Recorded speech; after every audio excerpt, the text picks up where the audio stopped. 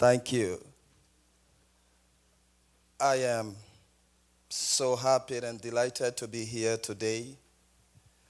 Most of the occasions that I go to, sometimes some of them are birthdays, parties, and what have you. You see the place full.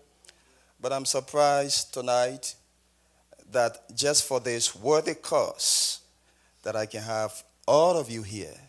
Can you just give yourself a hand of applause? Amen. To God be the glory. I want to thank God for all of our partners from H.E.A.L. I want to thank God for H.E.A.L. I'm unable to name all of the partners, but I'm here today to say thank you, first of all. Thank you for the shoes. Thank you for the clothes. Thank you for the food. And I'm the one who's always taking them out, forget about my position.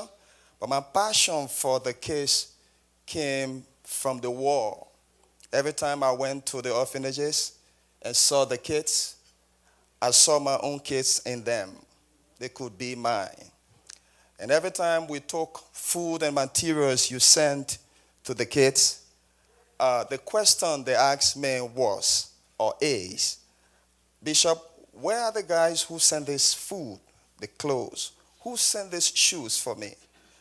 And I said, H.E.A.L. And they said, but H.E.A.L is a name. Where are they? And only one time, yes, Brother Sando went back home and they saw him. They said, is this the only man? I said, no, H.E.A.L is not a man. H.E.A.L is an organization. And I believe that one day I'll see them. I'm only here to implement. And this is why I'm here today, to see all of you who've been a help to the kids. You've not been there, but you've been there. Because what you sent represented you. And I believe that you didn't go, but what you raised to give to H.E.A.L went. By reason of that, you are there. And I want to thank God for what H.E.A.L is also doing back home with the kids. As he told you, we have 9. And we have relieved now of that one orphanage, Liberian Christian orphanage, has been taken care of solely by H.E.A.L. We had Ebola in our country. And during the time of the Ebola, one of the kids in the orphanage was affected, thereby leaving us to take all of the kids out of the orphanage and gather them to other orphanages until that one kid can be okay. In the process of doing that, the government stopped us from carrying the kids back until the place can be refurbished. In that same token, everything there got destroyed because people didn't go out, people stayed in, and bypassers took everything from the building. The whole place is dilapidated. There is no way to take the kids back, even though we still get food and support from H.E.A.L, but there is no shelter for the kids now to sleep. We have them in other orphanages, and every day they are like, Bishop, when are we going back home? And I say, I'm going to talk to Brother Sando or H.E.A.L to see when you guys will go back home. And as I speak, they are all displaced. Can you imagine orphan being displaced? They are all still displaced, and we are believing God to raise the fundings to be able to refurbish the building. And today I'm here, and as I can see all of you, I want to thank God for you, because I believe that all of us, we are here to make sure that the building for the kids will be repaired and they will get back. As I speak, it is raining heavily back home, and to be raining in places that we left them, those places are not favorable places for them to be. And the rain is so heavy today. I got a call back from home, and in fact, few of the kids weren't well because of the places they stayed. And I have mine. They are living in a dry place, and I know you have yours.